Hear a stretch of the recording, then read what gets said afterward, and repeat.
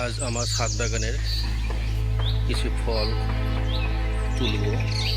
এই ফলগুলোর গাছ আমি নিজে লাগিয়েছি ছাদে। আজকে এই ফলগুলো তুলব।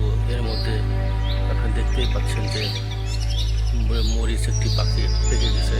এই মরিচটা তুলছি। এই মরিচটা খুব ঝাল, খুবই ঝাল এই মরিচটা। এরপরে বন্ধুরা, আমার লাগানো করমচা গাছের এই প্রথম করমচা তুলছি। আরো বড় করমচা আছে, করমচা তুলছি। এই করমচা পেকে গেছে, তাই করমচা তুলছি। এই গাছটার দুইটা করমচা হয়েছে।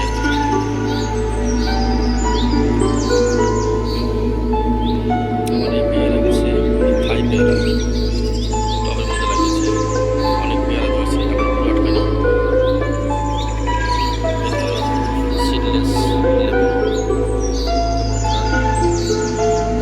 সিডলেস লেবু গাছ থেকে আজকে একটি লেবু তুলবো। সবগুলো লেবু পুরো হয়নি, লেবুগুলো লাল হয়ে গেছে। মাঝে খুব বরফ ছিঁড়ে যাবে। এই লেবুটি বন্ধুরা তুলবো। দেখেন আমার লেবু গাছে লেবু তুললাম। বন্ধুরা, এখন আমার করমচা গাছে অনেকগুলো করমচা পেকে গেছে। এই করমচাটা এখন পাবো। অনেক সুস্বাদু এবং পুষ্টিকর। আপনারা দেখতেই থাকুন। অবশেষে বন্ধুরা, আমার ছাদ বাগান থেকে কী কী ফল তুললাম সেটা আপনাদের সামনে তুলে ধরছি। কারণ এখন ফলের সিজন প্রায় শেষ, তাই এই করমচা, এই তিনটি মরিচ আর তিনটি লেবু আর লেবু আছে, লেবুগুলো এখন পুরোট হয়নি। করমচাগুলো পুরোট হয়ে গেছে।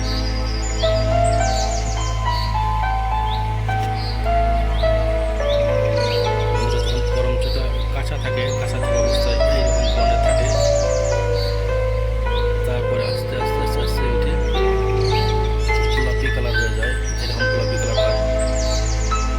এখান থেকে যখন পুরো পুরোট হয়ে যায় তখন এই বর্ণের হয়ে যায়। এগুলো পুষ্টি গুণে ভরা, অনেক সুস্বাদু। আমার নিজে চারা তৈরি করা, নিজের ছাদের টবে গাছ লাগানো এবং সেই গাছ থেকে ফল ছিঁড়ে খাওয়া কত আনন্দের, আপনারা তো বুঝতেই পারছেন বন্ধুরা।